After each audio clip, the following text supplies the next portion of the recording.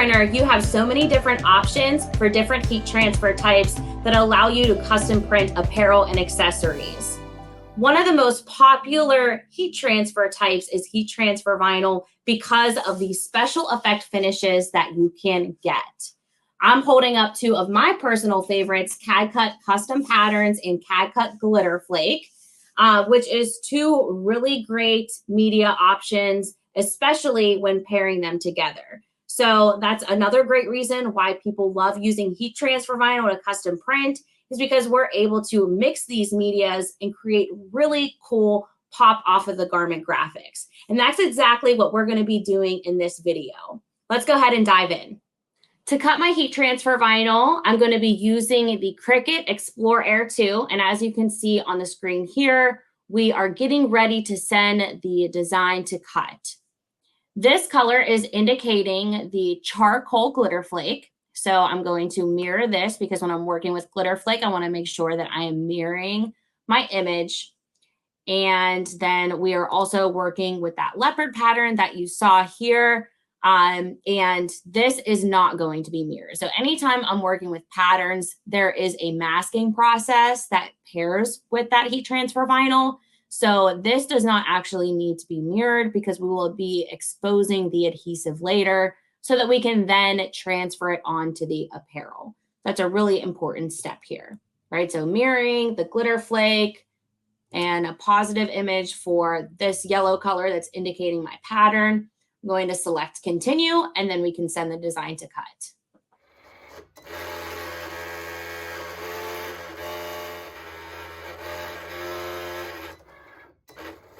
Okay, so now that our designs are all cut out of our CAD-CUT glitter flake and patterns, we're going to start the weeding process. I'm going to start with the charcoal glitter flake. I'm just going to take my easy weeder and pick that right at the corner and then just peel away. So I cut this heat transfer vinyl on the setting on the Cricut for Iron-On Plus. So we were able to get a deep enough cut to ensure that whenever I'm weeding away that we don't have any lifting or anything like that. Now with CAD-CUT glitter flake, it does have a bit of a tacky carrier. So if something were to lift, that's okay. We can just put that right back down. But this is actually one of the new colors that just was recently added to the CAD-CUT glitter flake lineup. And I absolutely love the hue of this color and how bright it is whenever the light hits it from the sparkle. And if you ever want to speed up that weeding process, all you have to do is just add a little bit of heat. So whether that be from putting that down on the bottom platen of your heat press, when your heat press is heated up, or even by putting it on a weeding table or panel. All right, so our CAD-CUT glitter flake design is all good to go. Now let's go ahead and weed out those patterns, same process. Once you have all of the excess heat transfer vinyl of the CAD-CUT patterns peeled off of the backing, we are then going to take our masking and lift that up off of the backing to expose the adhesive. So by doing this, I'm just going to roll that out center to the edges and then flip that over, and then we're going to squeegee. Squeegeeing allows me to get out any air bubbles and allows me to put a decent amount of pressure on that heat transfer vinyl so that we can get it transferred over to the masking without any issue. That way we can get that adhesive from underneath the pattern exposed and transfer it to our t-shirt. And so what I'm peeling away now is that backing that the patterns was laminated to.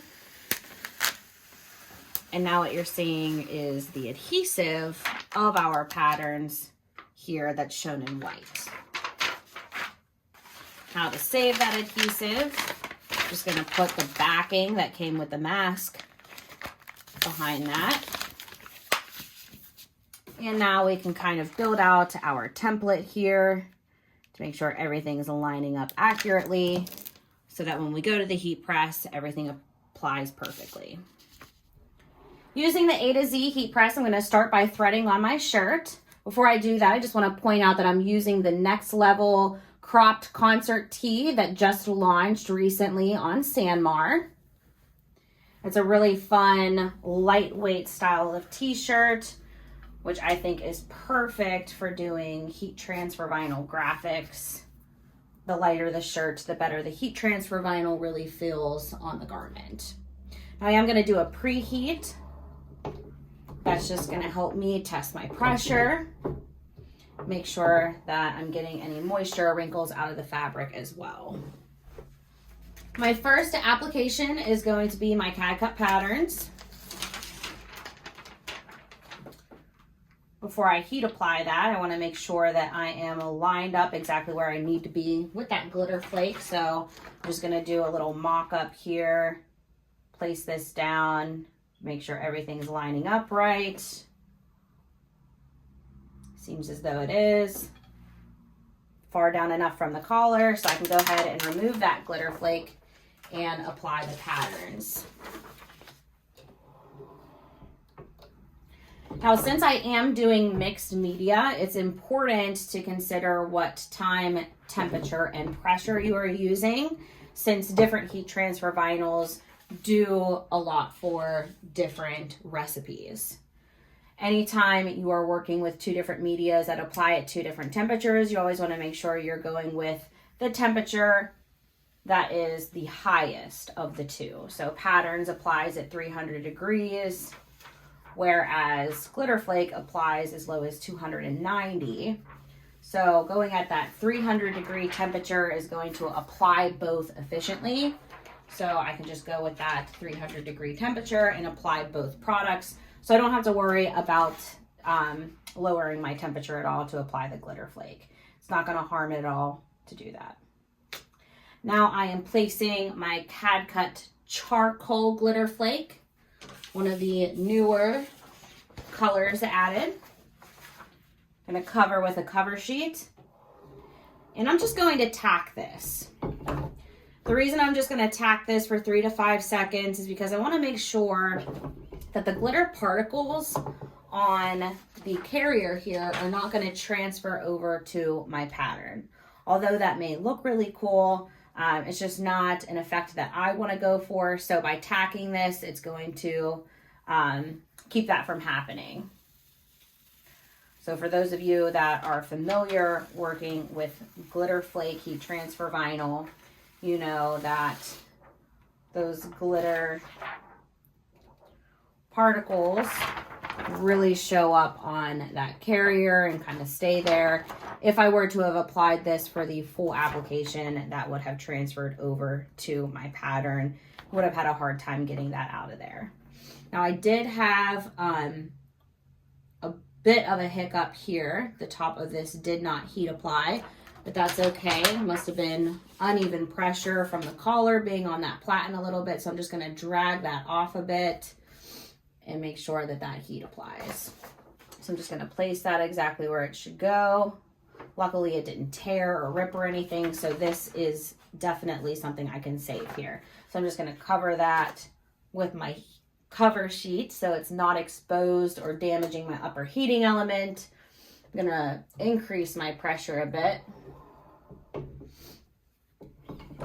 And now we'll apply for that full application. So glitter flake applies for 10 to 15 seconds.